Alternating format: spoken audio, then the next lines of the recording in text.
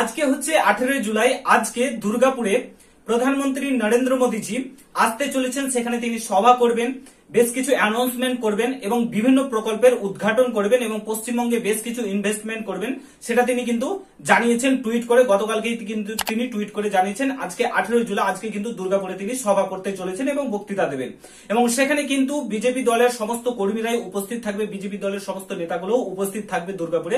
But সেখানে কিন্তু উপস্থিত থাকছেন না দিলীপ ঘোষ, সেখানে তাকে ইনভাইট করা হয়নি বলে তিনি জানিয়েছেন। কিন্তু এর আগে আমরা শুনতে পাচ্ছিলাম কর্মীরা তাকে নাকি ইনভাইট করেছে, তাই তিনি সেখানে যাবেন এবং উপস্থিত থাকবে।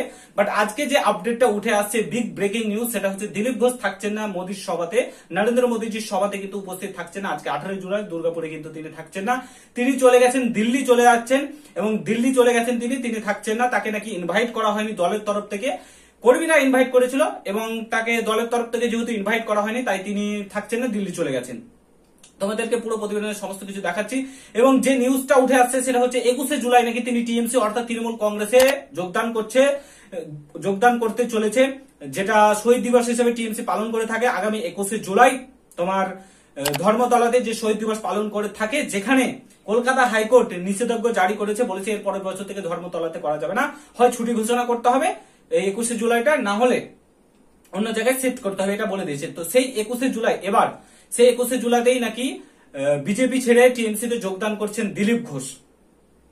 হতে পারে মমতা বন্দ্যোপাধ্যায়ের এটাই শেষ 21 জুলাই এজ এ মুখ্যমন্ত্রী হিসাবে, কারণ এর পরের বার তিনি 21 জুলাই পালন করতে পারবে কি তার ঠিক ঠিকানা নেই, কারণ বিজেপি ক্ষমতায় আসার সম্ভাবনা প্রবল দেখা যাচ্ছে। তো দিলীপ ঘোষ থাকছেন না, দিলীপ ঘোষ তাহলে কি টিএমসি তে যোগদান করবে, সমস্ত কিছু তোমাদের সঙ্গে শেয়ার করছি, পুরো প্রতিবেদনটা দেখার চেষ্টা করবে। চ্যানেলে যদি নতুন হও অবশ্যই চ্যানেলটাকে সাবস্ক্রাইব করে পাশে থাকা বেল আইকনটাকে প্রেস করে দেবে, যখন আমি নতুন ভিডিও আপলোড করবো তার নোটিফিকেশন সর্বপ্রথম পেতে অতি অবশ্যই চ্যানেলটাকে সাবস্ক্রাইব করে দেবে। ফার্স্ট অফ অল চলো দিলীপ ঘোষ কি বলেছেন, এয়ারপোর্টে তার সঙ্গে সাক্ষাৎ হয়েছিল এবং সেখানে তিনি কি বলেছেন চলো আমরা একবার দেখে নেবো। দিল্লি যাচ্ছি, দিল্লি যাচ্ছেন, আমাদের সবার বক্তব্য। আপনি তো বলেছিলেন যে কর্মী হিসেবে আপনি আজকে মোদীর সভায় যাবেন। আমাকে কর্মীরা ডেকেছিলেন তাই আমি হ্যাঁ করেছিলাম, পার্টি ডাকেনি, হয়তো পার্টি চায়ও না আমি যাই, অস্বস্তি হবে, সেই জন্য আমি যাচ্ছি না দুর্গাপুরে মাননীয় প্রধানমন্ত্রীর সভা। আর দিল্লি যে চলে যাচ্ছেন সেটাকে অ্যাভয়েড করার জন্য না কোনো কাজ আছে? দিল্লিতে বিশেষ কাজে যাচ্ছি, পার্টিরই কাজে যাচ্ছি। এটা কি বিজেপি পার্টির কাজ? এটা কি বিজেপি পার্টির কাজ? পার্টির কাজে যাচ্ছি। তো তিনি বলছেন দিল্লি গেছেন, পার্টির কাজে গেছেন, কোন পার্টির কাজে গেছেন, কেন গেছেন কেউ জানে না, ঠিক আছে। তিনি বলছেন যে পার্টির কাজে গেছেন। তো পার্টি নাকি তিনি যদি আজকে সভাতে উপস্থিত থাকেন, নরেন্দ্র মোদীজির সভাতে উপস্থিত থাকে, সেখানে নাকি পার্টি অস্বস্তিতে পড়বে, তার জন্য তাকে ডাকা হয়নি, ইনভাইট করা হয়নি।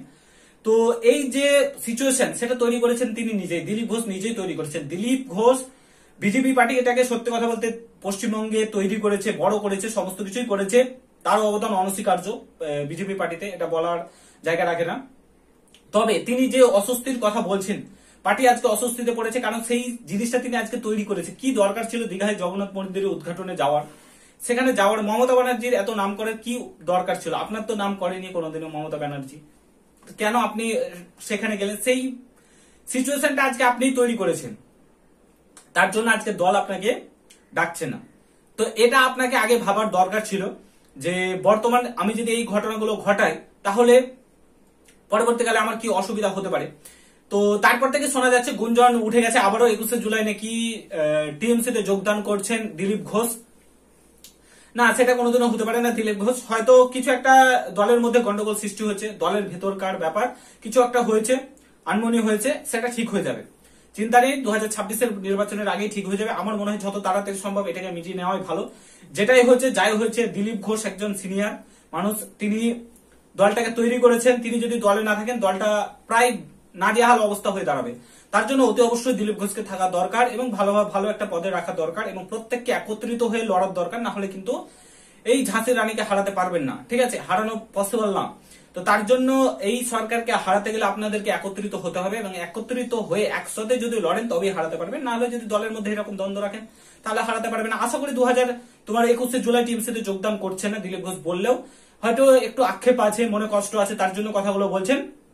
তবে তিনি টিএমসিতে যোগদান করবেন না, তিনি বিজেপিতেই থাকবেন, কারণ বিজেপি তৈরি করেছে বিজেপিকে, তিনি কি করে যেতে পারেন। যাই হোক, তিনি টিএমসি ছেড়ে যাচ্ছেন না, 21 জুলাই থাকছেন বিজেপিতে এবং আজকে সভা রয়েছে নরেন্দ্র মোদীজির। দেখা যাক দুর্গাপুরে তিনি কি বক্তৃতা দেন এবং আজকে থেকেই শুরু হয়ে গেল কিন্তু তোমার 2026-এর লড়াই। 2026-এ জিতে থাকা লড়াই, গদির লড়াই, নবান্ন দখলের লড়াই, কে নবান্ন দখল করবে, টিএমসি না বিজেপি, সেটার লড়াই কিন্তু আজকে থেকে শুরু হয়ে যাচ্ছে। নরেন্দ্র মোদীজি আজকে থেকেই কিন্তু এর শুভযাত্রা করে দিচ্ছেন এবং আজকে থেকে লড়াইটা কিন্তু স্টার্ট হয়ে যাচ্ছে। ঠিক আছে, 2026-এ কে জিতবে মনে হচ্ছে ভিডিওর কমেন্ট বক্সে জানাও এবং ভিডিওটা যদি ভালো লাগে অবশ্যই শেয়ার করে, চ্যানেলে নতুন হলে অবশ্যই সাবস্ক্রাইব করে যাও। দেখা হচ্ছে নতুন ভিডিওর সঙ্গে।